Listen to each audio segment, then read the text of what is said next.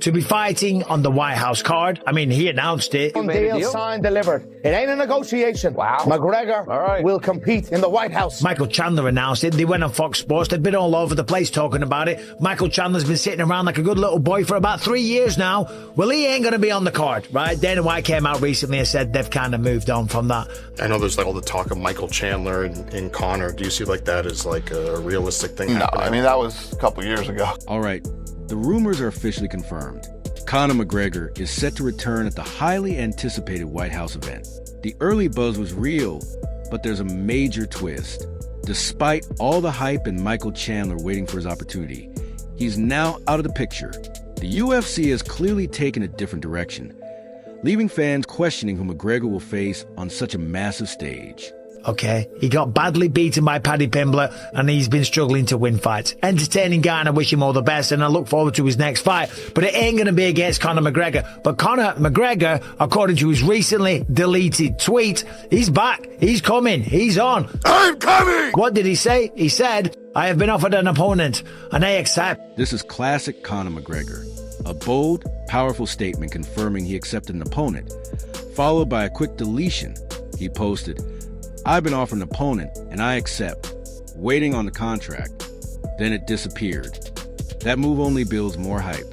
It confirms the comeback is real while keeping the opponent a mystery, fueling speculation across the fight world. That he's telling the truth, that he got the offer, they've agreed an opponent, and he was very excited, so he tweeted about something, then he was like, oh shit, I'm not supposed to say anything yet, or whatever, so he deleted it, okay? And obviously, it's a nice little PR move, it generates some interest for Conor McGregor, and the interest for Conor McGregor, he doesn't need to generate interest, let's be honest, okay? Everyone is still very much gonna tune in. There's a lot of people out there going, oh yeah, he's had his best time, you know, he lost his last few and all the rest of it. Bullshit. This move isn't random. It's strategy. Whether intentional or not, it creates massive attention. And despite critics, McGregor's star power is still unmatched, and no matter recent results, he remains one of the biggest draws in combat sports. His return alone guarantees global attention. Bullshit. This is number one bullshit. Conor McGregor's fighting on the White House card. You're all going to tune in. Everyone's going to tune into the White House card anyway. But the question is, who is he going to face? Now, I'm going to throw it out there. Yes, Jorge Masvidal. At this point, one thing is certain. If McGregor is on that card, the entire world will be watching. His presence alone turns any event into a spectacle. Now the big question is, who will stand across from him? One name already being discussed is Jorge Masvidal. Was calling him out recently. I did a video on that. Masvidal came on my podcast, Believe You Me. If you don't watch the Believe You Me podcast, what are you doing with yourself? Call yourself an MMA fan. If you want to watch some good content and have some funny laughs, okay? Tune in, me and Felder. We run a good show. Masvidal came on. He's trying to get that fight, okay? So for me, it'd be a great honor, man. And whether it's that leprechaun rumored that everybody's hearing or it's King Kong, I don't get brother. But Nate Diaz, that is correct. Stockton's own, king of the face slap, whatever you want to call him. I don't give a I don't give a either. I don't give a either. Nate Diaz, he was never far away from a bit of controversy, okay? Masvidal instantly brings excitement. His game-bred style makes him perfect for a high-energy clash. But then another name enters the conversation, Nate Diaz. And suddenly, everything changes. That rivalry is legendary, one of the biggest in UFC history. He was talking recently and he said that he's coming back. He's got unfinished business. He's going to take over, that this generation of fighters, they're all crap and he's going to come in, take over. He's got unfinished work to do. McGregor 3, I want to fight maybe Dustin Poirier if he's subject to the pussy, and then maybe Mike Perry. Let's see what happens in the future, though. And someone said, what about the White House? He's like, oh yeah, that'd be dope too. Yeah, the White House would be perfect. You're the man. Now, we've talked about this many times. Of course, Diaz and McGregor, they are one apiece. Diaz has already hinted at unfinished business. When asked about the White House event, his simple response, that'd be dope. Sent fans into a frenzy. He sounds ready, motivated, and possibly the perfect opponent for McGregor's return. When he choked out Conor McGregor, and of course they fought again, Conor came back. It was another great performance. He dropped him with leg kicks. He dropped him with every left hand that he threw. But it was a war, and Diaz made him work. And Diaz even had Conor running away at one point because he was getting a little... Let's not forget their history. Diaz shocked the world by submitting McGregor in their first fight, while McGregor came back to win the rematch. 2 fights. 2 classics. A trilogy on this stage wouldn't just be big, it would be historic. That one's being promoted by Jake Paul and MVP Most Valuable Promotions. That's going down on Netflix, right? But the White House is going down. And Conor McGregor, I think, will be fighting on it. And Jorge Masvidal would be a good matchup, okay? I'd rather watch that than Michael Chandler, respect. Still, Jorge Masvidal remains a strong option. He brings action, personality, and unpredictability. Everything needed for a blockbuster fight. For an event this big, McGregor needs someone who can match the moment.